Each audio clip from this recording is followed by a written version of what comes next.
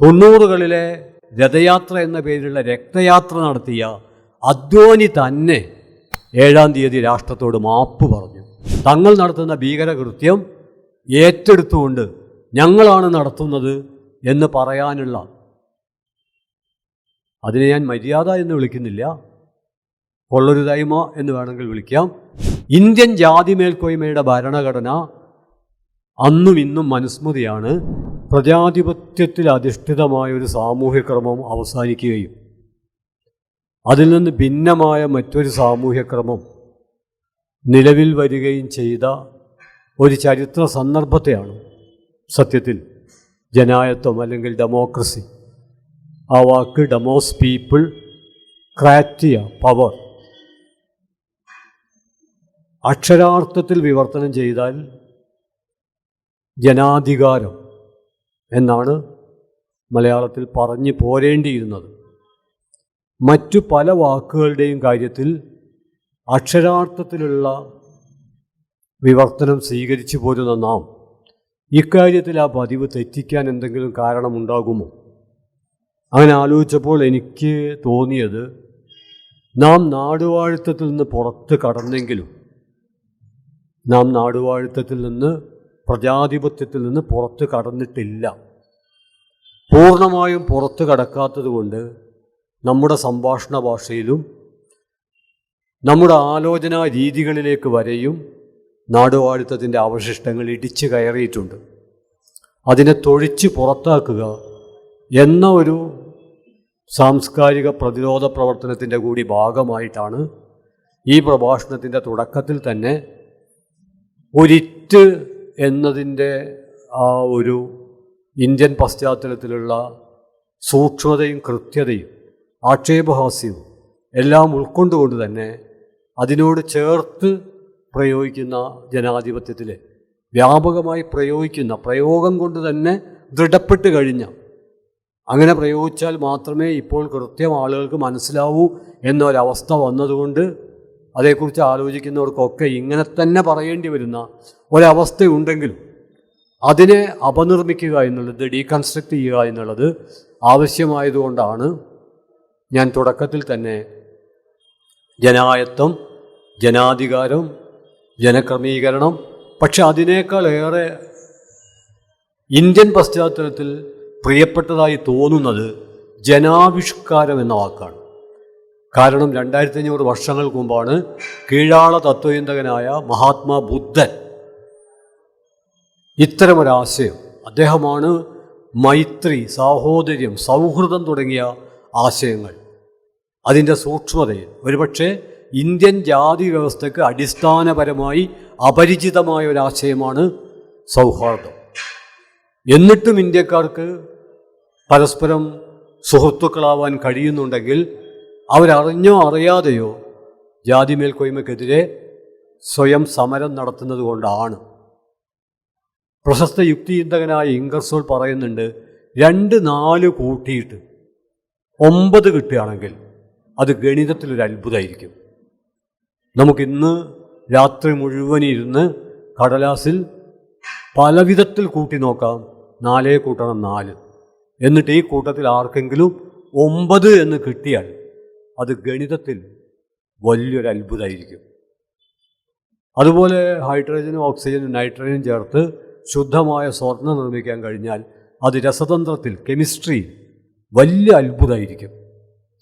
അതേപോലെ ജാതി മേൽക്കോയ്മ അതേപോലെ നിലനിർത്തിക്കൊണ്ട് ജനങ്ങൾക്കിടയിൽ പൂർണ്ണമായ ജനായത്ത ബന്ധം സ്ഥാപിക്കാൻ കഴിഞ്ഞാൽ അത് സാമൂഹ്യശാസ്ത്രത്തിൽ, രാഷ്ട്രീയ ശാസ്ത്രത്തിൽ ഒരത്ഭുതമായിരിക്കും. അതുകൊണ്ടാണ് ഞാൻ ആമുഖമായിട്ട് പറയുന്നത്, ഇന്ത്യൻ പശ്ചാത്തലത്തിൽ നമ്മൾ പ്രഭാഷണങ്ങളൊക്കെ ആരംഭിക്കുമ്പോൾ, കത്തൊക്കെ എഴുതുമ്പോൾ പ്രിയപ്പെട്ട സുഹൃത്തുക്കളെ, സഹോദരരെ എന്നൊക്കെ പറയുമെങ്കിലും ആ പറച്ചിൽ തന്നെ ഒരു പ്രക്ഷോഭമാണ്.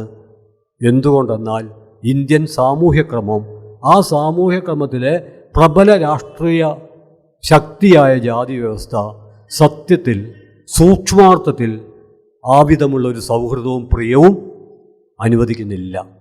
അതുകൊണ്ടാണ് മഹാത്മാ ബുദ്ധൻ ജനായത്വത്തെക്കുറിച്ചുള്ള അദ്ദേഹത്തിൻ്റെ കാഴ്ചപ്പാട് ഒരർത്ഥത്തിൽ ആലോചിച്ചാൽ നമുക്ക് അമ്പരപ്പ് തോന്നും.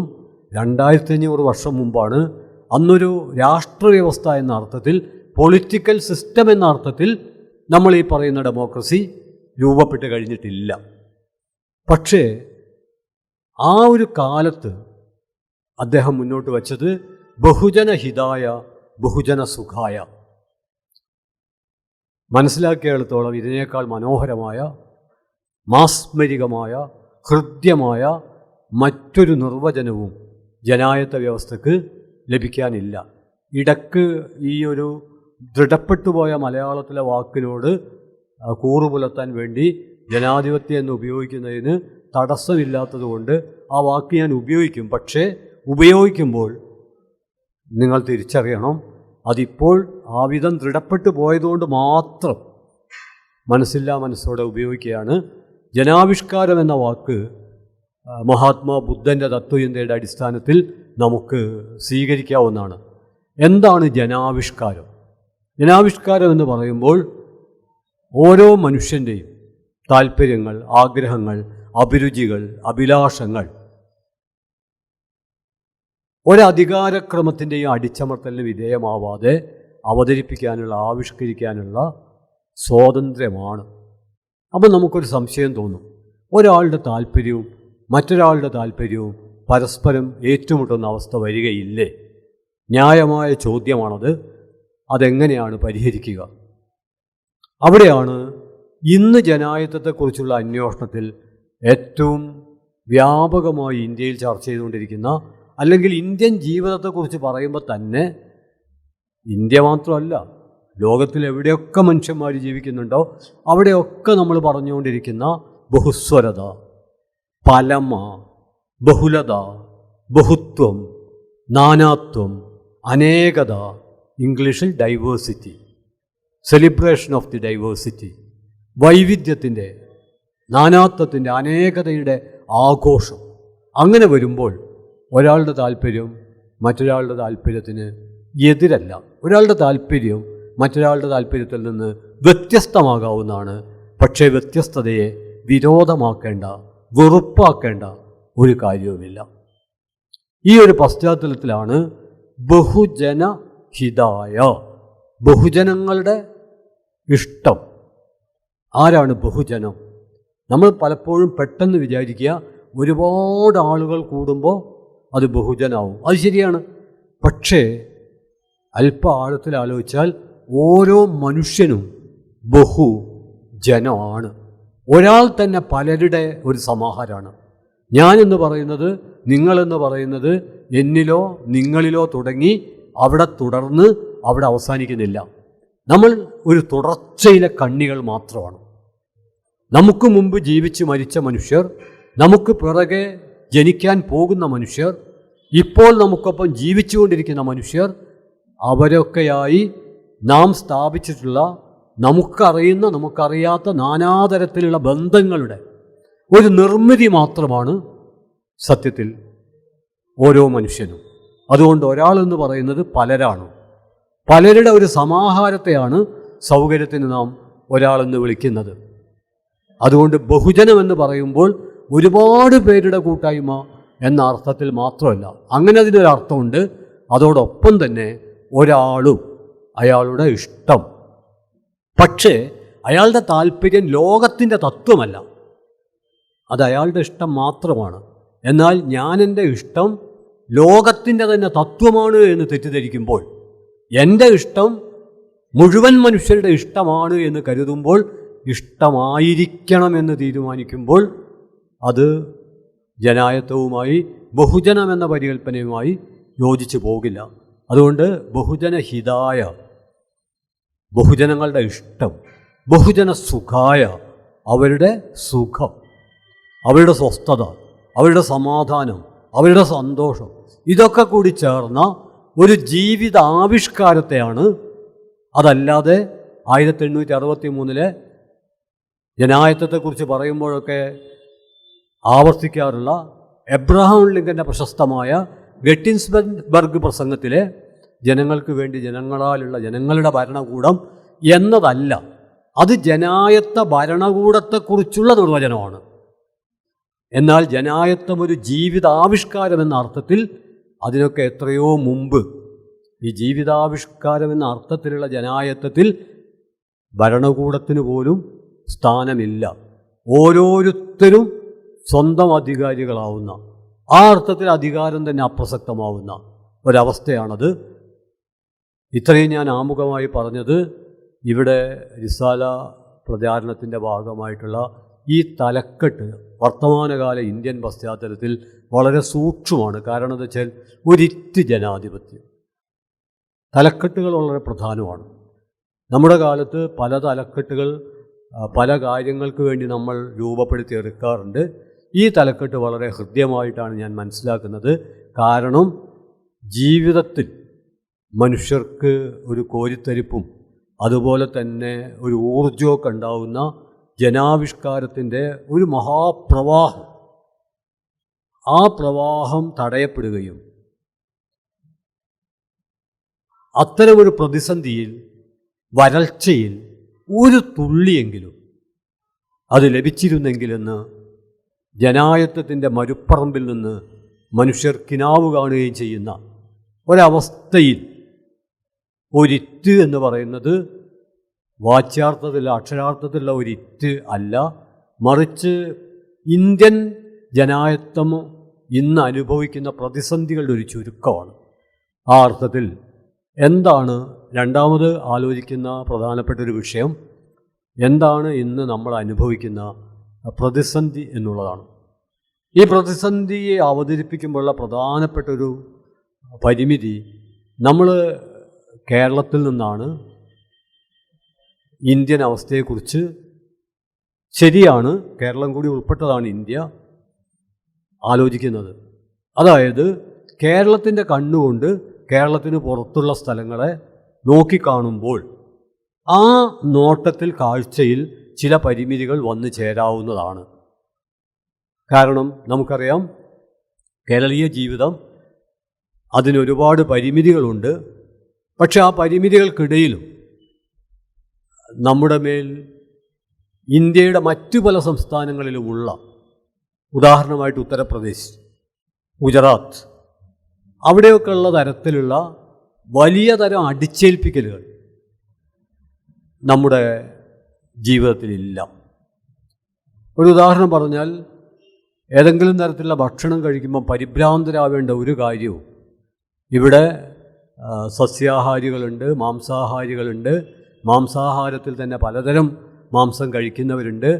അവർ തമ്മിൽ തർക്കമില്ല, അവർ തമ്മിൽ ഭക്ഷണത്തിൻ്റെ പേരിലുള്ള ഏറ്റുമുട്ടലില്ല, ഏതെങ്കിലും പ്രത്യേക ഭക്ഷണം കഴിക്കുന്നതിൻ്റെ പേരിലുള്ള കൊലപ്പെടുത്തലില്ല. അതുകൊണ്ട് കേരളത്തിൻ്റെ ഒരു വൈവിധ്യ സൗഹൃദം ഇന്ത്യയിലെ മറ്റു സംസ്ഥാനങ്ങളിൽ, പ്രധാനമായി ഞാൻ ഇപ്പോൾ ചൂണ്ടിക്കാണിച്ച ഉത്തർപ്രദേശ്, അത് ഞാൻ പ്രാഥമികമായിട്ട് പരിഗണിക്കാനുള്ള കാരണം വർത്തമാനകാല പശ്ചാത്തലത്തിൽ നമ്മളൊക്കെ പത്രത്തിൽ വായിച്ചുകൊണ്ടിരിക്കുന്ന ഒരു കാര്യമുണ്ട്, ഗ്യാൻവാബി. അതിനു മുമ്പ് വളരെയേറെ ചർച്ച ചെയ്യപ്പെട്ടതാണ് എന്ന് മാത്രം പറഞ്ഞാൽ പോരാ.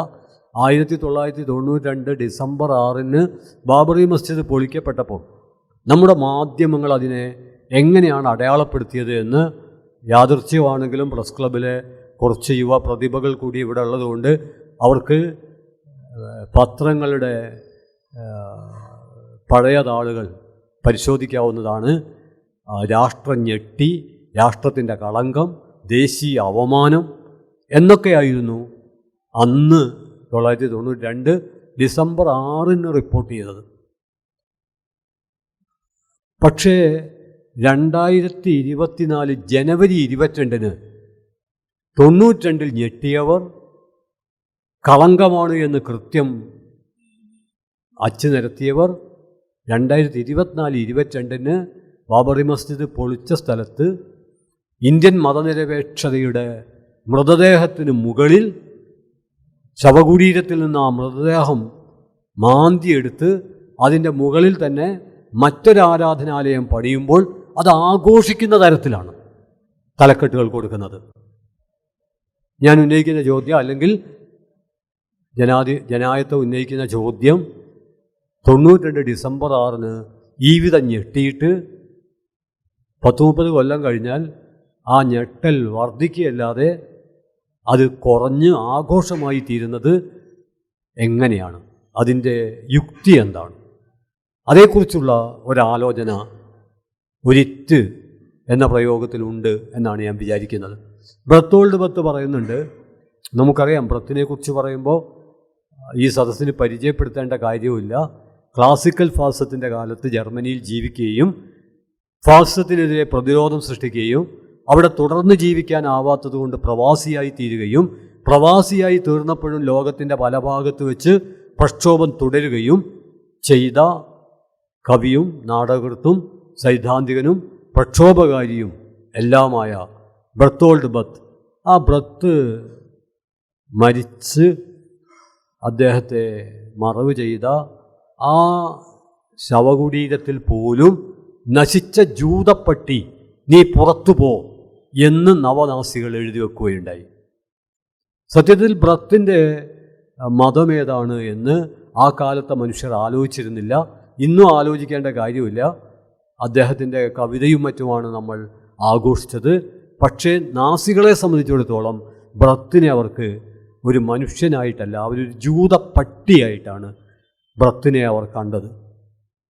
മരിച്ചവരെ പോലും ഭയപ്പെടുന്ന വാൾട്ടർ ബെഞ്ചമിൻ്റെ പ്രസിദ്ധമായൊരു പ്രയോഗമുണ്ട്, ഫാസിസ്റ്റുകൾ ജയിച്ചാൽ മരിച്ചവർക്ക് പോലും രക്ഷയുണ്ടാവില്ല. അതാണ് ഇന്ത്യയിൽ ഇപ്പോൾ കണ്ടുകൊണ്ടിരിക്കുന്നത്.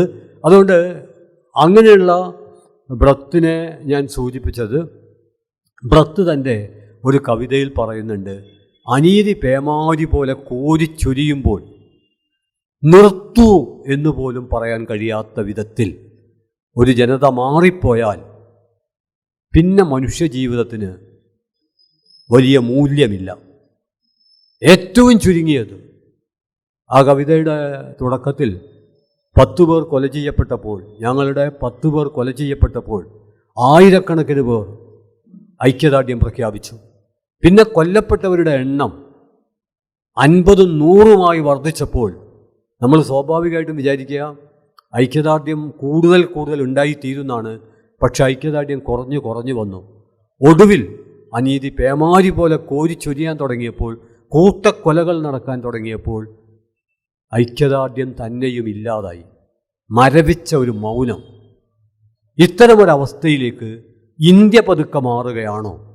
ബാബറി പൊളിക്കപ്പെട്ടപ്പോൾ പൊളിപ്പൻ പണിക്ക് നേതൃത്വം കൊടുത്ത 90കളിലെ രഥയാത്ര എന്ന പേരിലുള്ള രക്തയാത്ര നടത്തിയ അദ്വാനി തന്നെ 7-ാം തീയതി രാഷ്ട്രത്തോട് മാപ്പ് പറഞ്ഞു. സത്യത്തിൽ നിവർന്നു നിന്ന് ലോകത്തിൽ പല ഭാഗത്തുള്ള ഭീകരർ പോലും തങ്ങൾ നടത്തുന്ന ഭീകരകൃത്യം ഏറ്റെടുത്തുകൊണ്ട് ഞങ്ങളാണ് നടത്തുന്നത് എന്ന് പറയാനുള്ള, അതിനെ ഞാൻ മര്യാദ എന്ന് വിളിക്കുന്നില്ല, കൊള്ളരുതായ്മ എന്ന് വേണമെങ്കിൽ വിളിക്കാം, പറയാറുണ്ട്. ഞങ്ങളാണിത് നടത്തിയത് എന്ന് പറഞ്ഞാൽ അതിൻ്റെ പേരിൽ ഇതുമായി ഒരു ബന്ധവുമില്ലാത്ത ആളുകളെ പ്രതി ചേർക്കേണ്ടതില്ല എന്ന് ഭീകരർ വിളിച്ച് പറയാറുണ്ട്. എന്നാൽ 92-ലെ ബാബറി പള്ളി പൊളിച്ചത് ഒരു ഭീകരകൃത്യമാണ് എന്ന് പൊതുവെ തിരിച്ചറിഞ്ഞിട്ടുണ്ട്.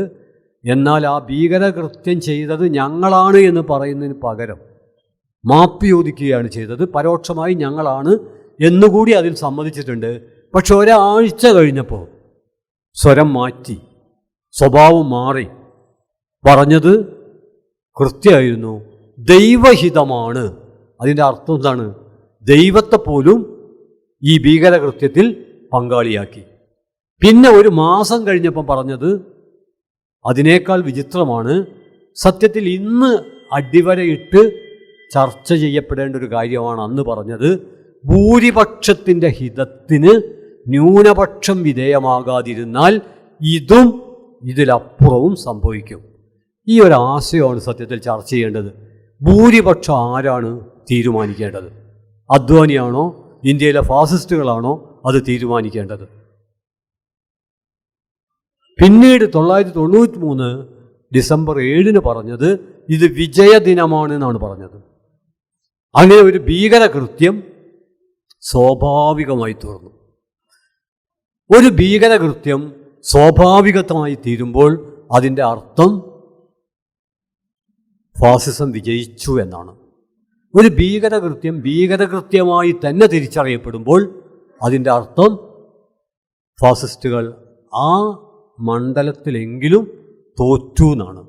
അങ്ങനെ നോക്കിക്കഴിഞ്ഞാൽ ബാബറിയിൽ നിന്ന് ഗ്യാൻവാബിയിലേക്ക് എത്തുമ്പോൾ ബാബറിയിലുണ്ടായ പ്രതികരണമോ പ്രതിഷേധമോ പത്രങ്ങൾ മുതൽ സാമൂഹ്യ പ്രവർത്തകർ മുതൽ നടത്തുന്നത് നോക്കിക്കഴിഞ്ഞാൽ, ഇപ്പോൾ ഉണ്ടായിക്കഴിഞ്ഞ പ്രതികരണങ്ങളോ അഭിപ്രായ പ്രകടനങ്ങളോ നോക്കിക്കഴിഞ്ഞാൽ ഇന്ത്യൻ ജനായത്തം ജയിക്കുകയാണോ തോൽക്കുകയാണോ ചെയ്തിട്ടുള്ളത് എന്ന് തിരിച്ചറിയാനുള്ള ലിറ്റ്മസ് ടെസ്റ്റായി തീരും. നമുക്ക് ഉറപ്പിച്ചു പറയാം, അന്നുണ്ടായിട്ടുള്ള പ്രതികരണം ഇന്നുണ്ടായില്ല. എന്തുകൊണ്ടുണ്ടാവുന്നില്ല? ഒരു ഉദാഹരണം കൂടി സൂചിപ്പിക്കാം. 2015 മുഹമ്മദ് അഖ്ലാഖ് കൊല ചെയ്യപ്പെടുന്നത്, ആൾക്കൂട്ടക്കൊല. ഈ ആൾക്കൂട്ടക്കൊല സംഭവിച്ചപ്പോൾ ഇന്ത്യയിലെ പ്രശസ്തരായ എഴുത്തുകാർ അവരുടെ പുരസ്കാരങ്ങൾ പ്രതിഷേധത്തിൻ്റെ ഭാഗമായി സർക്കാരിന് തിരിച്ചേൽപ്പിച്ചു. ലോകം മുഴുവൻ ശ്രദ്ധിച്ചൊരു പ്രക്ഷോഭമായിരുന്നു അത്. ഇന്ത്യൻ പ്രധാനമന്ത്രി ഈ കൊലയെക്കുറിച്ച് അഭിപ്രായ പ്രകടനം നടത്തണമെന്ന് ജനങ്ങൾ ആവർത്തിച്ച് പറഞ്ഞിട്ടും അദ്ദേഹം മൗനം പാലിച്ചു. പക്ഷേ അഖ്ലാഖ് വധത്തിനെതിരെ വമ്പിച്ച പ്രതിഷേധം വന്നപ്പോൾ ഒടുവിൽ അദ്ദേഹം മൗനം മുറിച്ചു. എന്നിട്ട് അദ്ദേഹം പറഞ്ഞത് ശരിയോ തെറ്റോ എന്നുള്ളത് വേറെ വിഷയം. പക്ഷേ മുഹമ്മദ് അഖ്ലാഖ് വധം ഒരു ലോക പ്രശ്നമായി മാറി. എന്നാൽ 2015 ശേഷം ഈ 24 വരെ നമ്മൾ സംസാരിച്ചു കൊണ്ടിരിക്കുന്നതിനിടയിൽ എത്രയോ ആൾക്കൂട്ട കൊലകൾ നടന്നു. സത്യത്തിൽ പ്രതിഷേധം കൂടുകയല്ലേ വേണ്ടത്, എന്നാൽ കുറയുകയാണ് ചെയ്തത്. അവിടെയാണ് പേമാരി പോലെ കോരിച്ചൊരിയേണ്ട പ്രതിഷേധം ഒരിറ്റ് അവശേഷിപ്പിക്കാതെ അപ്രത്യക്ഷമായി തീർന്നു. അവിടെയാണ് ഫാസിസത്തിൻ്റെ വിജയം. അതായത് ഫാസിസം ഭീകരതകൾ നടത്തുക മാത്രമല്ല, ആ ഭീകരതകളെ സ്വാഭാവികതകളാക്കി രൂപപ്പെടുത്തുന്നതിൽ അവർ വിജയിച്ചു. മറ്റൊരർത്ഥത്തിൽ പറഞ്ഞാൽ ഈ അവസ്ഥയുമായി പൊരുത്തപ്പെട്ടു പോകാൻ ഇപ്പോൾ നമ്മൾ പരിശീലിപ്പിക്കപ്പെട്ടു. ഇതാണ് ഇന്ത്യൻ പശ്ചാത്തലം. ഇതിനോടുള്ള ഒരു പ്രതികരണം ഏതു തരത്തിൽ രൂപപ്പെടുത്തിയെടുക്കും എന്നുള്ളതിനെക്കുറിച്ചാണ് ജനായത്തം ഗൗരവമായി ആലോചിക്കേണ്ടത്. ആ ആലോചനയുമായി ബന്ധപ്പെട്ട് 1-2 കാര്യങ്ങൾ മാത്രമാണ് ഞാൻ സൂചിപ്പിക്കാൻ ശ്രമിക്കുന്നത്. വലിയൊരു സംവാദം നമ്മൾ വിചാരിക്കുന്നുണ്ടാവും, അല്ലെങ്കിൽ ഇന്ത്യൻ ഫാസിസ്റ്റുകൾ കരുതുന്നുണ്ടാവും, അവർ പ്രചരിപ്പിക്കുന്നുണ്ടാവും, അവർക്കെല്ലാം രാഷ്ട്രീയ അധികാരമുണ്ട്, അതുകൊണ്ട് തന്നെ അവരാഗ്രഹിക്കുന്ന വിധത്തിൽ ജനങ്ങളെ മുഴുവൻ അടിച്ചൊതുക്കി എക്കാലത്തേക്കുമായി തങ്ങളുടെ വരുതിയിൽ നിർത്താൻ കഴിയുമെന്ന് അവർ വിചാരിക്കുന്നുണ്ടാവും. അവരുടെ വിചാരമാണ് ശക്തിപ്പെട്ടുകൊണ്ടിരിക്കുന്നത് എന്ന് ഇതിനെ എതിർക്കുന്നവരിൽ ഒരു വിഭാഗവും നിസ്സഹായരായി വിചാരിക്കുന്നുണ്ടാവും. പക്ഷേ ചരിത്രം പരിശോധിക്കുമ്പോൾ നമുക്കറിയാം, പ്രതിരോധം എന്ന് പറയുന്നത്, പ്രക്ഷോഭം എന്ന് പറയുന്നത്, സമരം എന്ന് പറയുന്നത് ഒറ്റയടിപ്പാതയിലൂടെ ഇടംവലം തിരിയാതെ മുന്നോട്ട് മാത്രം മാർച്ച് ചെയ്യുന്ന ഒന്നല്ല. അങ്ങനെ ഒരു സംഭവം ചരിത്രത്തിലില്ല. ഏത് വിപ്ലവങ്ങളെക്കുറിച്ച് നമ്മൾ പരിശോധിക്കുമ്പോഴും വലിയ തിരിച്ചടികൾ ഏറ്റുവാങ്ങിക്കൊണ്ടാണ്, ഏത് മഹത്തായ സമരങ്ങളെക്കുറിച്ച് ആലോചിക്കുമ്പോഴും വലിയ പ്രതിസന്ധികൾ നേരിട്ടുകൊണ്ടാണ് അത് മുന്നോട്ട് പോയത്, ഒടുവിൽ വിജയിച്ചത്. മലയാളത്തിൻ്റെ അത്ഭുത പ്രതിഭ വൈക്കം മുഹമ്മദ് ബഷീറിൻ്റെ വളരെ പ്രചാരം നേടിയ, എല്ലാവർക്കും അറിയുന്നതാണെങ്കിലും എല്ലാവരും സൗകര്യപ്പെടുമെങ്കിൽ രാവിലെ ഉച്ചക്കും വൈകുന്നേരവും ഭക്ഷണത്തിന് മുമ്പും പിമ്പും മറ്റാർക്കും വേണ്ടിയല്ല, സ്വന്തം ബോധ്യത്തെ ദൃഢപ്പെടുത്താൻ വേണ്ടി ഉച്ചരിക്കേണ്ട ആ പ്രയോഗമുണ്ടല്ലോ, ഞാൻ എന്ന് അഹങ്കരിച്ച ആ രാജാക്കന്മാരും സുൽത്താൻമാരും ഇന്നെവിടെ? വളരെ പ്രധാനപ്പെട്ടൊരു ചോദ്യമാണത്. കാരണം രാജാധിപത്യ വ്യവസ്ഥ അവസാനിപ്പിക്കപ്പെടുമെന്ന് രാജാക്കന്മാർ വിചാരിച്ചിട്ടില്ല, പ്രജകളും വിചാരിച്ചിട്ടില്ല. ബ്രിട്ടീഷ് അധികാരം അവസാനിപ്പിക്കപ്പെടുമെന്ന് തീർച്ചയായും ആദ്യകാലത്ത് ബ്രിട്ടീഷുകാർ ആലോചിച്ചിട്ടില്ല, ബ്രിട്ടീഷ് ഇന്ത്യയിൽ ജീവിച്ച ജനങ്ങളും ആലോചിച്ചിട്ടില്ല. പക്ഷേ സമരങ്ങൾ ചൂടുപിടിച്ച് വന്നപ്പോൾ, പിടിച്ചു നിൽക്കാനാവാതെ പൊള്ളിത്തുടങ്ങിയപ്പോൾ അവർ അവരുടെ ആവനാഴിയിലെ പല അസ്ത്രങ്ങൾ പുറത്തെടുത്തു. അതിലൊന്നായിരുന്നു വളരെ കൃത്യമായും ഇപ്പം നമ്മൾ ചർച്ച ചെയ്യുന്ന ബാബറിയുടെ പശ്ചാത്തലം. സാധാരണ ആവർത്തിച്ച് പറയാറുള്ള ഡിവൈഡ് ആൻഡ് റൂൾ, ഭിന്നിപ്പിച്ച് ഭരിക്കുക, അത് ഇന്ത്യയിൽ ഏറ്റവും സജീവമായിട്ട് ആരംഭിക്കുന്നത് 1857 ഇന്ത്യയിലെ അവികസിതമായ സ്വാതന്ത്ര്യ സമരത്തിൻ്റെ പശ്ചാത്തലത്തിലാണ്. ആ പശ്ചാത്തലം അടിസ്ഥാനമാക്കിയാണ് ബാബറി പ്രശ്നം ഒരു തർക്കപ്രശ്നമായി ബ്രിട്ടീഷുകാർ വികസിപ്പിക്കുന്നത്. സത്യത്തിൽ ഇന്ത്യയിലെ എല്ലാ തർക്കപ്രശ്നത്തിൻ്റെയും ആധാരം ഞാൻ തുടക്കത്തിൽ ചൂണ്ടിക്കാണിച്ച ജാതി മേൽക്കോയ്മ വ്യവസ്ഥയാണ്. കാരണം ജാതി മേൽക്കോയ്മയാണ് ഇന്ത്യയെ ആദ്യമായിട്ട് വിഭജിക്കുന്നത്. നമ്മൾ വിചാരിക്കുന്നത് 1947 ആഗസ്റ്റ് 15 ഇന്ത്യയും പാകിസ്ഥാനുമായി നമ്മുടെ വിഭജനം നടന്നു എന്നാണ്. അത് ശരിയാണ്. പക്ഷെ അതിനു മുമ്പ് തന്നെ ഇന്ത്യയിൽ ഒരാര്യദേശവും ഒരു മ്ലേച്ഛ ദേശവും ഭൂരിപക്ഷം വരുന്ന ഇന്ത്യക്കാരെ ജാതിയുടെ അടിസ്ഥാനത്തിൽ ഒക്കെ തൊട്ടുകൂടാത്തവരായി, അയിത്തക്കാരായി, രാഷ്ട്രത്തിൻ്റെ അകത്ത് തന്നെ തൊട്ടുകൂടാൻ പറ്റാത്തൊരു ബഹിഷ്കൃത രാഷ്ട്രം ഇന്ത്യയിലെ ജാതി മേൽക്കോയ്മ സൃഷ്ടിച്ചിരുന്നു. ഒരു പുരസ്കൃത രാഷ്ട്രവും മറ്റൊരു ബഹിഷ്കൃത രാഷ്ട്രവുമായി ബ്രിട്ടീഷുകാർക്ക് മുമ്പ് തന്നെ, നാട്ടുരാജ്യങ്ങൾ നിലനിന്ന കാലത്ത് തന്നെ, അന്ന് ഇന്ത്യൻ യൂണിയൻ നിലവിൽ വന്നിട്ടില്ലെങ്കിലും ഈ നാട്ടുരാജ്യങ്ങൾക്കകത്തെ ജനങ്ങൾ വേർതിരിക്കപ്പെട്ടിരുന്നു. ഇന്ത്യയിൽ മുഗളന്മാർ ഭരിക്കുമ്പോഴും സത്യത്തിൽ ഇവിടുത്തെ അധസ്ഥിതരായ മനുഷ്യർ കൊട്ടാരത്തിലുണ്ടായിരുന്നില്ല. കൊട്ടാരത്തിലുണ്ടായിരുന്നത് ജാതി മേൽക്കോയ്മയുമായി ബന്ധപ്പെട്ട സവർണ വിഭാഗങ്ങളാണ്. അവർണ സമൂഹങ്ങൾ എന്നും അധികാരത്തിൻ്റെ പുറത്തായിരുന്നു. പല ഭരണങ്ങൾ മാറി മാറി വന്നിട്ടുണ്ട്. ചെറിയ ചെറിയ മാറ്റങ്ങൾ നമുക്ക് കണ്ടെത്താൻ കഴിയും. ബ്രിട്ടീഷുകാരുടെ ഭരണത്തിൽ പോലും അടിച്ചമർത്തപ്പെട്ട അധസ്ഥിതർക്ക് ആഭ്യന്തര കൊളോണിയലിസത്തിൽ നിന്ന് ലഭിച്ചതിനേക്കാൾ നീതി ലഭിച്ചിട്ടുണ്ട്. നമ്മുടെ സാഹിത്യകൃതികളൊക്കെ അത് അടയാളപ്പെടുത്തിയിട്ടുണ്ട്. അതുകൊണ്ടാണ് മൺട്രോവിനെയല്ല, മറിച്ച് മനുവിനെയാണ് ഇന്ത്യയിലെ അധസ്ഥിത സമൂഹങ്ങൾ വിചാരണ ചെയ്തത്.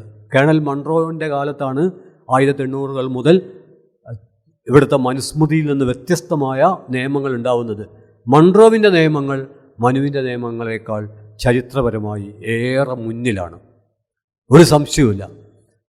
അതുകൊണ്ടാണ് മൺട്രോവിൻ്റെയോ അല്ലെങ്കിൽ ബ്രിട്ടീഷുകാരുടെയോ നിയമത്തെ ചുട്ടുകരിക്കാതെ അംബേദ്കർ സ്വാതന്ത്ര്യ സമരം കൊടുമ്പിരി കൊള്ളുന്ന 1920-കളിൽ മനുസ്മൃതി ചുട്ടുകരിച്ചത്.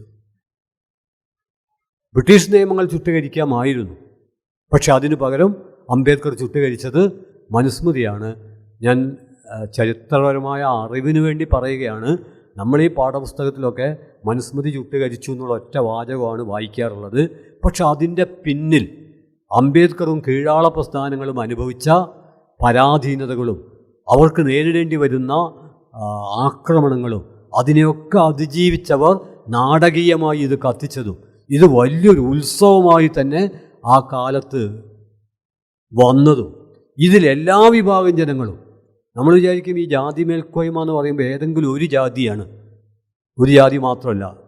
കാരണം ഇത് കത്തിക്കാൻ അംബേദ്കർക്ക് ഊർജം പകർന്നത് ഒരു ബ്രാഹ്മണനാണ്. മനുസ്മൃതി കത്തിക്കാൻ ഊർജം പകർന്നത്, അതിന് നേതൃത്വം കൊടുത്തതിൽ ബ്രാഹ്മണ സമൂഹത്തിൽപ്പെട്ട ആളുകൾ ഉണ്ടായിരുന്നു. സഹസ്രബുദ്ധയെപ്പോലുള്ള ആളുകൾ, സൂരജ് ഡേയെപ്പോലുള്ള ദളിത് ചിന്തകർ അവരെ അംബേദ്കറൈറ്റ് ബ്രാഹ്മിൺസ് എന്നൊരു പരികല്പന രൂപപ്പെടുത്തിക്കൊണ്ടാണ് അടയാളപ്പെടുത്തിയിട്ടുള്ളത്. അംബേദ്കറൈറ്റ്സ് ബ്രാഹ്മിൺസ്.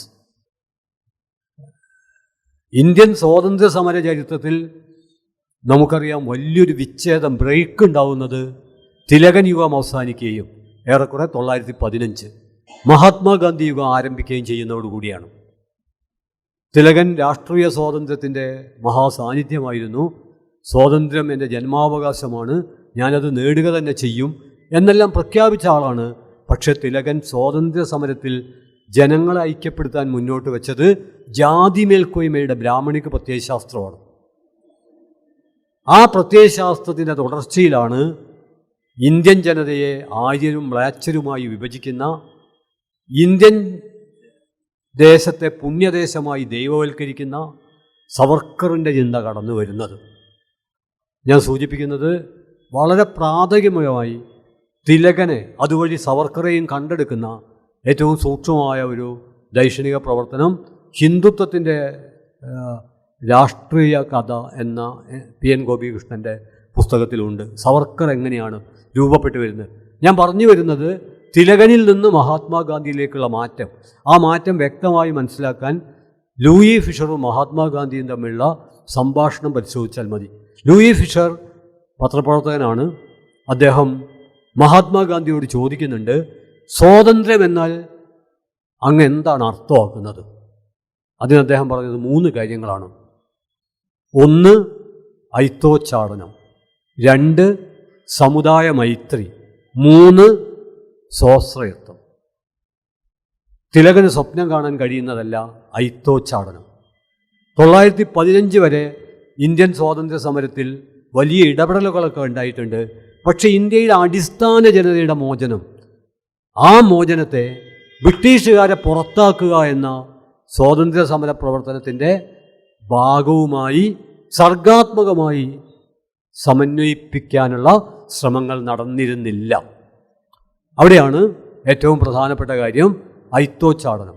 എന്നാൽ അതേ സമയം തന്നെ മഹാത്മാഗാന്ധിക്ക് വർണ്ണാശ്രമ വ്യവസ്ഥയിൽ നിന്ന് പുറത്തു കടക്കാൻ കഴിഞ്ഞിരുന്നില്ല.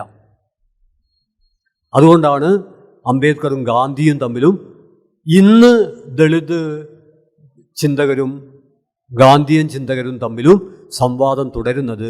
സംവാദം തുടരാവുന്നതാണ്. പക്ഷേ ഇന്നത്തെ ഇന്ത്യൻ പശ്ചാത്തലത്തിൽ അംബേദ്കറിസ്റ്റുകളും ഗാന്ധിയന്മാരും മാർക്സിയൻ കാഴ്ചപ്പാട് പുലർത്തുന്നവരും മറ്റ് വ്യത്യസ്ത സമീപനങ്ങൾ പുലർത്തുന്നവരും എല്ലാം ഒറ്റക്കെട്ടായി നിൽക്കുന്നില്ലെങ്കിൽ ഇന്ത്യൻ നവഭാസത്തെ നേരിടാൻ കഴിയുമെന്ന് പ്രതീക്ഷിക്കുന്നതിൽ വലിയ അർത്ഥമില്ല. ഇന്ത്യൻ ഫാസത്തിൻ്റെ വിജയം ബ്രിട്ടീഷ് സാമ്രാജ്യത്വത്തിൻ്റെ വിജയം തന്നെയാണ്. ഇന്ത്യക്കാരെ ഭിന്നിപ്പിച്ച് ഭരിക്കുക എന്നുള്ളതായിരുന്നു ബ്രിട്ടീഷ് ലക്ഷ്യമെങ്കിൽ divide and rule, divide and destroy, ഭിന്നിപ്പിച്ച് നശിപ്പിക്കുക എന്നതാണ് ഇന്ത്യൻ നവഭാസത്തിൻ്റെ ലക്ഷ്യം. ബ്രിട്ടീഷുകാർക്ക് എന്തൊക്കെ പറഞ്ഞാലും അവർക്ക് ലിബറൽ നയങ്ങളുടെ ഒരു പശ്ചാത്തലം ഉണ്ടായിരുന്നു. അതുകൊണ്ടാണ് ലോകത്തിൻ്റെ പല ഭാഗത്ത് വേട്ടയാടപ്പെട്ട മനുഷ്യർ ബ്രിട്ടനിൽ, ഇംഗ്ലണ്ടിൽ അഭയം തേടുന്നത്. മാർക്സും അവിടെ അഭയം തേടി. അതിൻ്റെ കാരണം സാമ്രാജ്യത്വ രാജ്യമാണ്, പക്ഷേ അവിടെ ലിബറൽ നിയമങ്ങൾ പരിമിതമായ തോതിൽ നിലനിർത്തുന്നതിൽ അവർ ഉത്സുകരായിരുന്നു. എന്നാൽ ഇന്ത്യ പോലുള്ള ഒരു സ്ഥലത്ത് അതിൽ നിന്ന് വ്യത്യസ്തമായ ഒട്ടേറെ കാര്യങ്ങൾ ഉണ്ടായിരുന്നു. ഇവിടുത്തെ അധസ്ഥിതരുടെ ജീവിതം. അതുകൊണ്ടാണ് മ്ലേച്ഛ രാജ്യം, ഇന്ത്യക്കകത്ത് തന്നെ ഇന്ത്യൻ യൂണിയൻ രൂപപ്പെടുന്നതിന് മുമ്പ് തന്നെ സാംസ്കാരികമായി നമ്മുടെ രാഷ്ട്രം വിഭജിക്കപ്പെട്ടിരുന്നു. Urvashi Butalia the other side of silence എന്നവരുടെ പുസ്തകത്തിൽ വളരെ വിചിത്രം എന്ന് നമുക്ക് തോന്നാവുന്ന ഒരു കാര്യം പറയുന്നുണ്ട്. ഇന്ത്യ പാകിസ്ഥാൻ വിഭജനത്തെക്കുറിച്ച് ഉർവശി ഭൂട്ടാലിയുടെ നിരീക്ഷണം, നമ്മൾ ഒരേ കപ്പിൽ നിന്ന് ചായ കുടിച്ചിരുന്നുവെങ്കിൽ ഈ രാഷ്ട്രം രണ്ടാകുമായിരുന്നില്ല എന്നാണ്. സങ്കീർണമാണ് വിഭജനത്തിൻ്റെ പ്രശ്നം.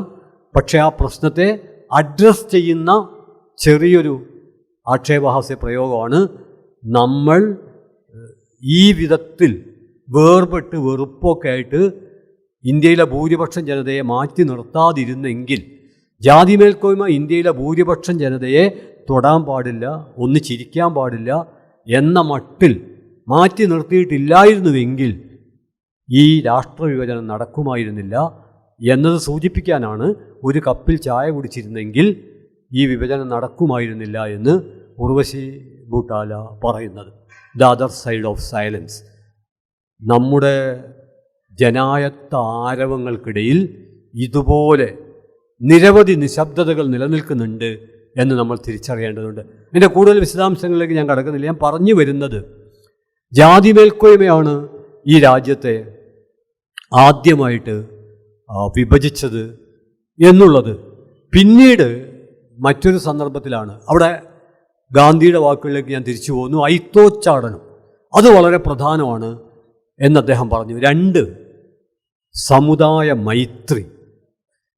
തിലകന് സമുദായ മൈത്രി എന്ന ആശയം ഉയർത്തിപ്പിടിക്കാൻ കഴിഞ്ഞില്ല.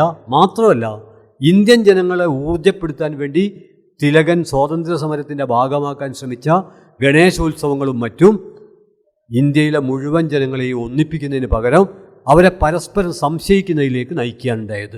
എന്നാൽ ഗാന്ധി ആവട്ടെ, ഈശ്വര ഹള്ള തേരേ നാം, ഈ വാക്കുകൾക്കൊക്കെ വലിയ പങ്കുണ്ട്. ഇപ്പം ഞാൻ കൗതുകത്തോടെ സ്വയം ആലോചിച്ചൊരു കാര്യമുണ്ട്. അതെന്താന്ന് പറഞ്ഞാൽ കുമാരനാശാൻ്റെ ദുരവസ്ഥയിൽ വളരെ പ്രസക്തമായ ദുരവസ്ഥ വൈരുദ്ധ്യ നിർഭരമായൊരു കൃതിയാണ്. പക്ഷെ ആ കൃതിയിൽ ഒരിടത്ത് പറയുന്നുണ്ട്, വെള്ളക്കാരെ ചുട്ടൊടുക്കുവിൻ, ജമ്മിമാരില്ലം ഇടിച്ച് കുളങ്കുടിപ്പിൻ, അല്ലായല്ലാതൊരു ദൈവം മലയാളത്തിൽ ഇല്ലാതാക്കിയിടുവിൻ, ഏതു ചെയ്തു എന്തു ചെയ്തു എന്ന് പറയുന്നുണ്ട്. ഇതാണ് മുസ്ലിം വംശഹത്യ. അതായത് ഹിന്ദു ജനതയ്ക്കെതിരെ മുസ്ലിങ്ങൾ നടത്തിയ, മാപ്പിള ഭീകരർ നടത്തിയ വംശഹത്യയാണ് ദുരവസ്ഥ എന്ന് തെളിയിക്കാൻ വേണ്ടി ഇന്ത്യയിലെ നവഫാസിസ്റ്റ് ചിന്തകർ പറയുന്ന അഭിപ്രായങ്ങൾക്ക് ഊക്ക് പകരാൻ അവരെടുത്ത് ഉദ്ധരിക്കുന്ന ദുരവസ്ഥയിലെ വരികളിൽ ഒന്നാണ് ഞാനിപ്പോൾ പറഞ്ഞത്. എന്നാൽ സത്യത്തിൽ ഈ വരി നമുക്ക് ഇങ്ങനെ ഒന്ന് തിരിച്ചിടാം. അപ്പം വെള്ളക്കാരെ ചുട്ടൊടുക്കുവിൻ, ജമ്മിമാരില്ലമിടിച്ച് കുളംകുഴിപ്പിൻ. അത് ജമ്മിത്വ വിരുദ്ധ സമരത്തിലും സാമ്രാജ്യത്വ വിരുദ്ധ സമരത്തിലും പങ്കെടുക്കുന്ന ആർക്കും വിളിച്ചു പോകുന്ന മുദ്രാവാക്യങ്ങളാണ്. എന്നാൽ മൂന്നാമത്തെ വരി അവിടെ വെച്ചാണ് സാവിത്രി പറയുന്നുണ്ട്, ഞെട്ടിപ്പോയി ഞാനത് കേട്ട് എന്ന് പറയുന്നുണ്ട്. എന്താ ഞെട്ടാനുള്ള കാരണം? ഞെട്ടാനുള്ള കാരണം അല്ലായല്ലാതൊരു ദൈവം മലയാളത്തിൽ ഇല്ലാതാക്കിയിടുവിൻ, ഏതു ചെയ്തു. എന്നാൽ അള്ളാ എന്നുള്ള വാക്കിന് പകരം കുമാരനാശാൻ ദൈവമല്ലാത്തൊരു ദൈവം എന്നാണ് പ്രയോഗിച്ചിരുന്നത് എന്ന് വിചാരിക്കുക. ഈ ഒരു രൂക്ഷത ഉണ്ടാവില്ല. പെട്ടെന്ന് ഈ സമരത്തെ വേറൊരു തലത്തിലേക്ക് വഴിതിരിച്ചു വിടാൻ ഒരു വാക്ക്, നമ്മൾ വിചാരിക്കുക ഒരു വാക്കല്ലേ, നഞ്ഞധികം വേണ്ട. കവിതയിലും നമ്മുടെ സംഭാഷണത്തിലുമൊക്കെ നിതാന്ത ജാഗ്രത പാലിക്കേണ്ട ഒരു കാലത്തിലൂടെയാണ് നാം കടന്നു പോകുന്നത്. മുമ്പ് ഭാഷയെക്കുറിച്ചുള്ള നമ്മുടെ ധാരണ അത് മിണ്ടി പറയാനുള്ളൊരു മാധ്യമമാണെന്ന് മാത്രമാണ്. എന്നാൽ ഇന്ന് നമുക്കറിയാം അത് വെളിപ്പെടുത്താനുള്ളത് മാത്രമല്ല, ഒളിപ്പിക്കാനുള്ളതുമാണ്. നമ്മൾ പറഞ്ഞത് മാത്രമല്ല, പറയാതിരുന്നതും അപഗ്രഥനത്തിൽ ഉൾപ്പെടുത്തപ്പെടേണ്ടതുണ്ട്. ആദ്യത്തേത് സന്നിഹിത സാന്നിധ്യമാണെങ്കിൽ രണ്ടാമത്തേത് അസന്നിഹിത സാന്നിധ്യമാണ്. ഇത് കവിതയും കഥയൊക്കെ വായിക്കുന്ന എല്ലാവർക്കും അറിയാവുന്നതാണ്. രാഷ്ട്രീയ ശാസ്ത്രത്തിലും ഇത്തരം അപഗ്രഥനം അനിവാര്യമാണ്. അവിടെയാണ് നിലവിലുള്ള രാഷ്ട്രവ്യവസ്ഥകളിൽ ഏറ്റവും മികച്ച രാഷ്ട്രവ്യവസ്ഥ, ഒരുപക്ഷെ രാഷ്ട്രീയ ശാസ്ത്രത്തിലെ മഹാവിസ്മയം ജനായത്വമാണ്.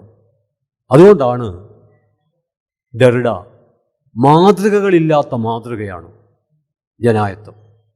അതിന് മാതൃകയില്ല, മാതൃകയില്ലാത്ത മാതൃകയാണ് എന്ന് പറയുമ്പോൾ നമ്മുടെ വർത്തമാനകാല രാഷ്ട്രീയ പശ്ചാത്തലത്തിലെ ഏറ്റവും വികസിച്ച രൂപമാണ്.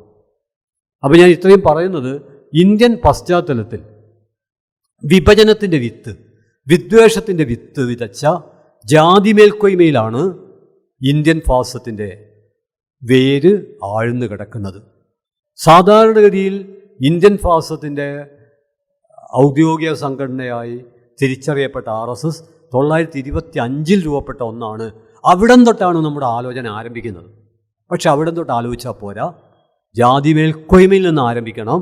ആ ജാതി മേൽക്കൊയ്മയിൽ തൊടാൻ നമ്മുടെ സ്വാതന്ത്ര്യ സമരകാലത്ത് ഗാന്ധി വരേണ്ടി വന്നു. അതിൽ സ്പർശിച്ച ഗാന്ധി ആവട്ടെ ആ ജാതി മേൽക്കോയ്മയുടെ വ്യാകരണത്തെ വെല്ലുവിളിക്കാൻ, വർണ്ണാശ്രമ വ്യവസ്ഥയെ വെല്ലുവിളിക്കാൻ തയ്യാറായില്ല. എന്നിട്ടും ഇന്ത്യൻ ജാതി മേൽക്കോയ്മ ഗാന്ധിയെ വെറുതെ വിട്ടില്ല. അങ്ങനെയാണ് ഗാന്ധിവധത്തിൻ്റെ ആദ്യ തുടക്കം. പാകിസ്ഥാൻ ഇന്ത്യ വിഭജനമല്ല, പാകിസ്ഥാന് കൊടുക്കാനുള്ള 55 കോടിയല്ല, മറിച്ച് ഗാന്ധി ജാതി മേൽക്കൊയ്മയിൽ കൈവച്ചു എന്നതാണ് ഗാന്ധിവധത്തിൻ്റെ തുടക്കം. അത് തുടങ്ങിയത് 48 ജനുവരി 30 ഗോഡ്സെ അല്ല, 1934 ആദ്യത്തെ ഗാന്ധി വധശ്രമം. 34 അങ്ങനെ ആയിരിക്കാനുള്ള കാരണങ്ങളിൽ പ്രധാനം തിലകൻ യുഗത്തിന് അന്യമായ ഈ ഐത്തോച്ചാടനം അതിൽപ്പെടുത്തി. ഇനി 2, സമുദായ മൈത്രി. സമുദായ മൈത്രിയെക്കുറിച്ച് ഗാന്ധിജിയുടെ ഹൃദയസ്പർശിയായ എത്രയോ പ്രയോഗങ്ങളുണ്ട്.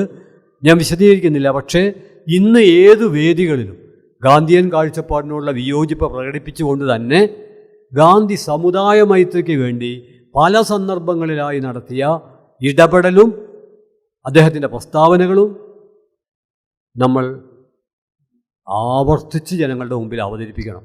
അതിലൊന്നു മാത്രം ഞാൻ ചൂണ്ടിക്കാണിക്കാം. 1927 പ്രത്യേകതയുണ്ട്. കാരണം 1922-23 സവർക്കറുടെ ഹിന്ദുത്വം വരുന്നത്. അത് ജാതി മേൽക്കോയ്മയുടെ ഭരണഘടനയാണ്. ഇന്ത്യൻ ജാതി മേൽക്കോയ്മയുടെ ഭരണഘടന അന്നും ഇന്നും മനുസ്മൃതിയാണ്. എന്നാൽ ആ മനുസ്മൃതിയുടെ ചുവട് പിടിച്ച് ആധുനിക കാലത്തിന് അനുയോജ്യമായ ഒരു പുതിയ മനുസ്മൃതി, ഇന്ത്യൻ ജാതി വ്യവസ്ഥയുടെ ഭരണഘടന എന്ന് വിളിക്കാവുന്ന ഒന്ന് പിന്നീട് രൂപപ്പെടുത്തുന്നത് സവർക്കറാണ്. അങ്ങനെ രൂപപ്പെടുത്തപ്പെട്ട പുസ്തകത്തിലാണ് സവർക്കർ വെറുപ്പിൻ്റെ ഒരു പ്രത്യയശാസ്ത്രം വികസിപ്പിക്കുന്നത്. ആ പ്രത്യയശാസ്ത്രം വികസിപ്പിക്കാൻ അദ്ദേഹം ഉപയോഗിച്ച പരികൽപ്പന വളരെ പാവനമാണ്. പുണ്യരാഷ്ട്രം. പുണ്യരാഷ്ട്രം എന്ന, അതായത് ഒരാൾ ആ രാജ്യത്തിലെ പൗരനാവണമെങ്കിൽ, ഒരു ജനത ആ രാജ്യത്തിലെ പൗരരാവണമെങ്കിൽ അവർ ജീവിക്കുന്ന രാജ്യം അവർക്ക് പുണ്യരാഷ്ട്രമായിരിക്കണം. രാഷ്ട്രത്തിൻ്റെ ദൈവവൽക്കരണം എന്നൊരാശയമാണത്. അത് സവർക്കർ അവതരിപ്പിക്കുന്നു. അത് അവതരിപ്പിച്ചു കഴിഞ്ഞാൽ സ്വാഭാവികമായിട്ടും പല മതത്തിൽപ്പെട്ടവർ, ഒരു മതത്തിലും പെടാത്തവർ, അവർക്ക് വ്യത്യസ്ത കാഴ്ചപ്പാടുണ്ടാവും. അവരൊക്കെ രാജ്യദ്രോഹികളാവും. സ്വന്തം രാജ്യത്ത് സഹോദരങ്ങളെപ്പോലെ ജീവിച്ച മനുഷ്യരെ അകറ്റി നിർത്തുകയാണ് ജാതി മേൽക്കോയ്മ ചെയ്തതെങ്കിൽ, അകറ്റി നിർത്തപ്പെട്ട മനുഷ്യരെ പരസ്പരം ശത്രുക്കളാക്കി തീർക്കുകയും ഒരു വിഭാഗം പുണ്യ സങ്കല്പത്തെ അംഗീകരിക്കുന്ന പവിത്ര ജനതയും മറ്റൊരു വിഭാഗം പുണ്യസങ്കല്പത്തെ അംഗീകരിക്കാത്ത, ഉന്മൂലനം ചെയ്യപ്പെടേണ്ട നികൃഷ്ടജീവികളുമായി മാറ്റപ്പെടുകയാണ് ഉണ്ടായത്.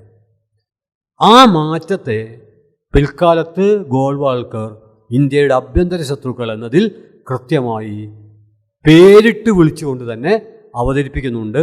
സാധാരണ നമ്മൾ പറയാറുള്ളത് മുസ്ലിങ്ങൾ, ക്രിസ്ത്യാനികൾ, കമ്മ്യൂണിസ്റ്റുകാർ, 3 കൂട്ടരാണ് പ്രധാനമായും ആഭ്യന്തര ശത്രുക്കൾ എന്ന് ഗോൾവാൾക്കർ അദ്ദേഹത്തിൻ്റെ ബഞ്ച് ഓഫ് തോട്ട്സ് വിചാരധാരയിൽ കൃത്യം പറയുന്നുണ്ട്. പക്ഷെ അത് പറഞ്ഞു നിർത്തിയാൽ പോരാ. നെഹ്റുയിസ്റ്റുകൾ, സമാധാനവാദികൾ, ഫെഡറലിസ്റ്റുകൾ, ഇവരൊക്കെ രാഷ്ട്രശത്രുക്കളാണ് എന്ന് പറയുന്നുണ്ട്. എന്തുകൊണ്ടാണ് സമാധാനവാദി ശത്രുവെന്ന്? അവർ രാജ്യം പുണ്യഭൂമിയാണ്, ദേവഭൂമിയാണ്, മോക്ഷഭൂമിയാണ്, കർമ്മഭൂമിയാണ് എന്ന പരികൽപ്പന അംഗീകരിക്കുന്നവരല്ല.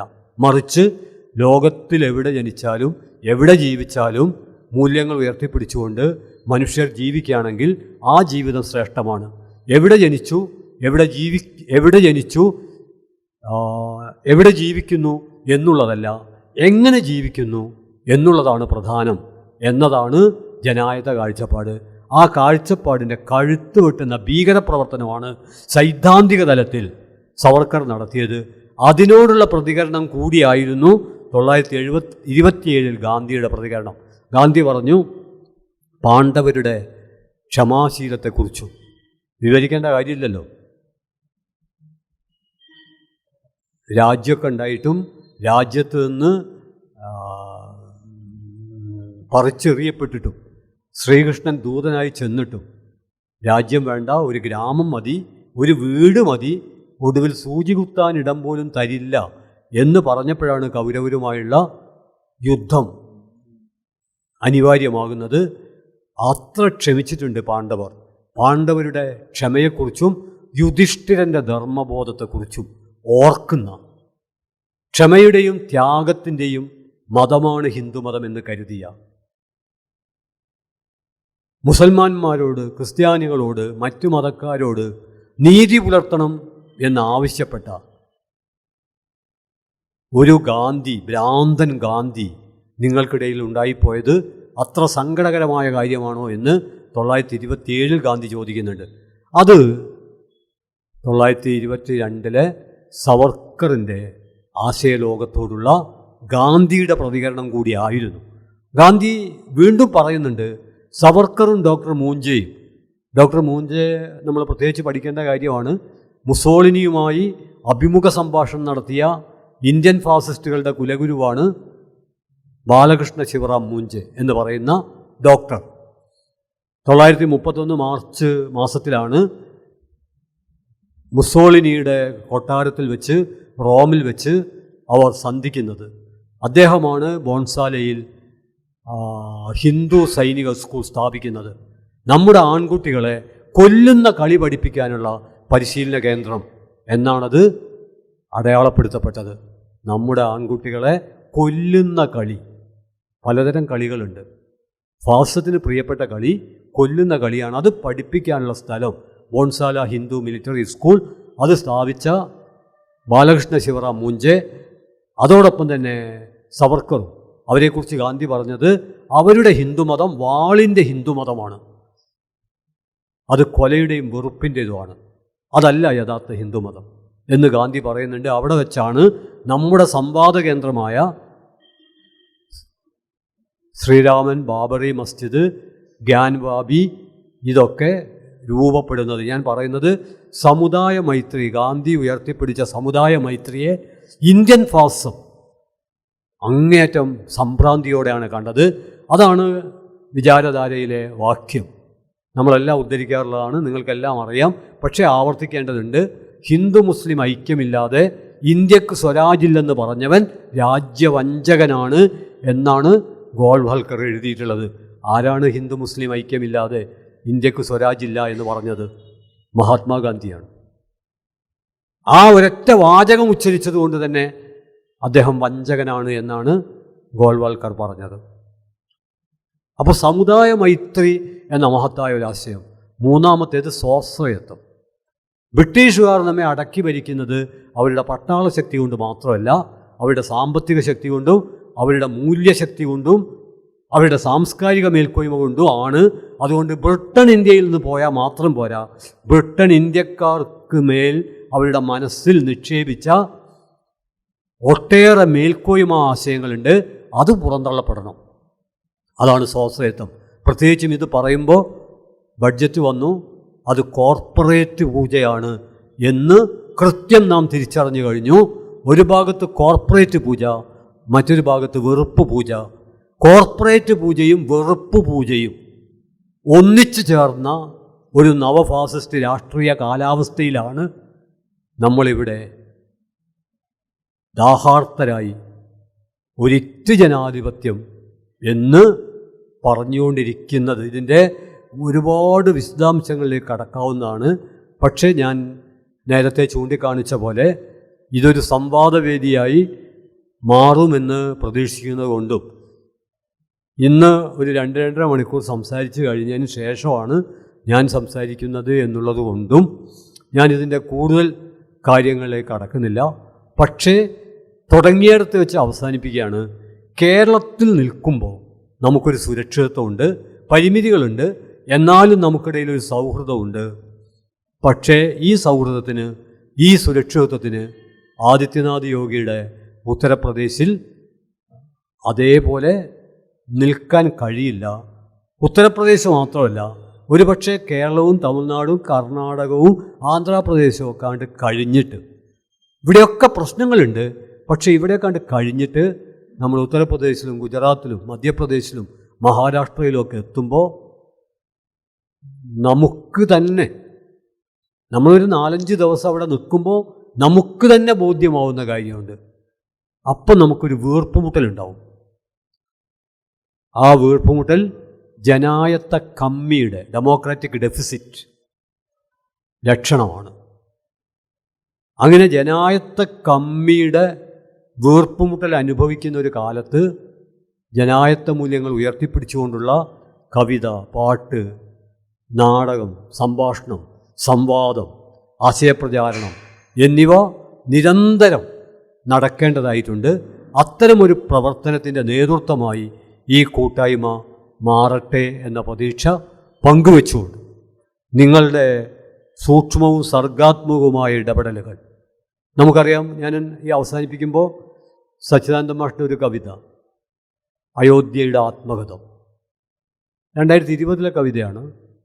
അത് ഒന്ന് ഓർമ്മിപ്പിക്കാം. അതിൻ്റെ ഒരു പ്രശ്നപരിസരം, അയോധ്യയുടെ ആത്മകഥം. അതിൽ അദ്ദേഹം അവതരിപ്പിക്കുന്നത് ഗോഡ്സെയുടെ രാമനിൽ നിന്ന് വ്യത്യസ്തമായ മഹാത്മാഗാന്ധിയുടെ രാമനെയാണ്, മര്യാദാപുരുഷോത്തമനായ രാമനെയാണ്.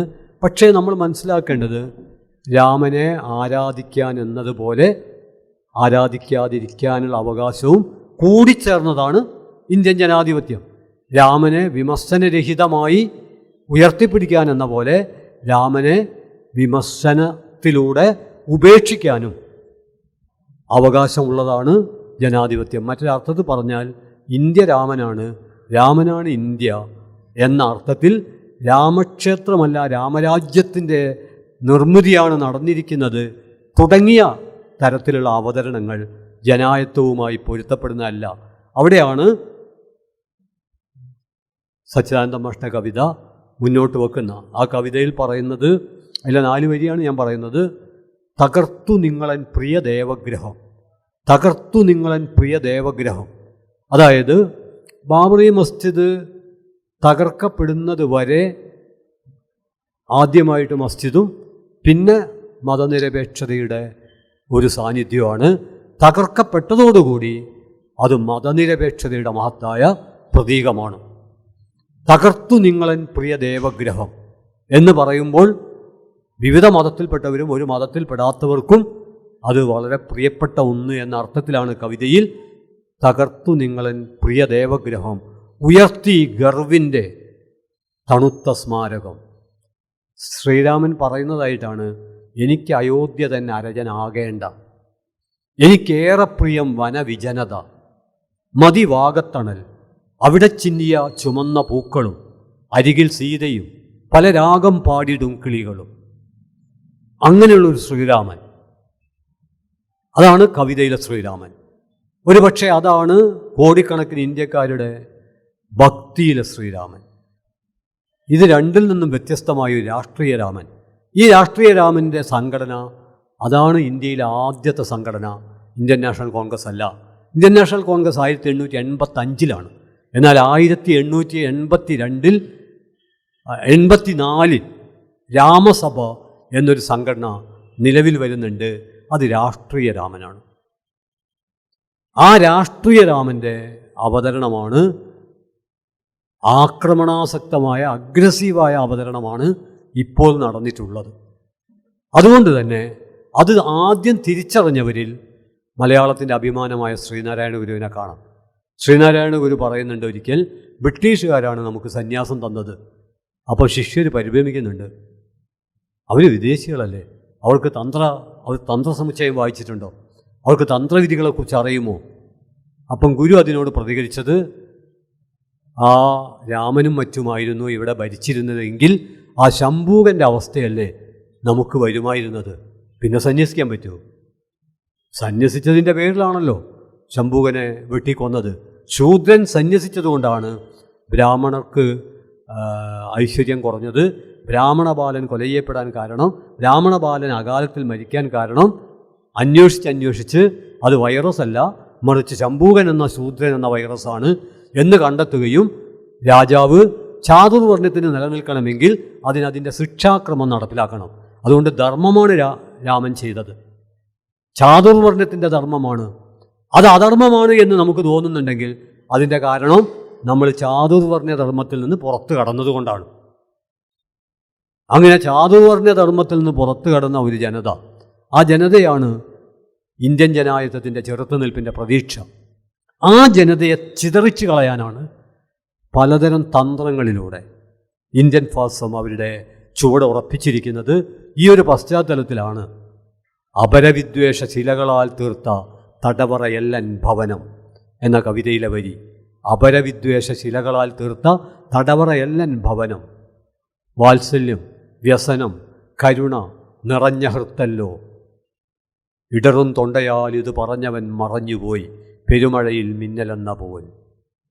ഞാൻ സൂചിപ്പിക്കുന്നത് ഒരുപാട് കവിതകൾ, പാട്ടുകൾ, കഥകൾ, സംഭാഷണങ്ങൾ, സൗഹൃദം ശക്തിപ്പെടുത്താൻ ആവശ്യമായ, സംവാദം രൂപപ്പെടുത്താൻ ആവശ്യമായ സമീപനങ്ങൾ ഇത് രൂപപ്പെടേണ്ടി വരേണ്ടതുണ്ട്. അത് രൂപപ്പെടുത്തിയെടുക്കാൻ ഒരിറ്റ് ജനാധിപത്യമെന്ന ഈ ക്യാമ്പയിൻ സഹായകമാകും എന്ന് പ്രതീക്ഷിച്ചുകൊണ്ട് നിങ്ങളെ അഭിവാദ്യം ചെയ്തുകൊണ്ട് ഞാൻ എൻ്റെ വാക്കുകൾ അവസാനിപ്പിക്കുന്നു. അഭിവാദ്യങ്ങൾ.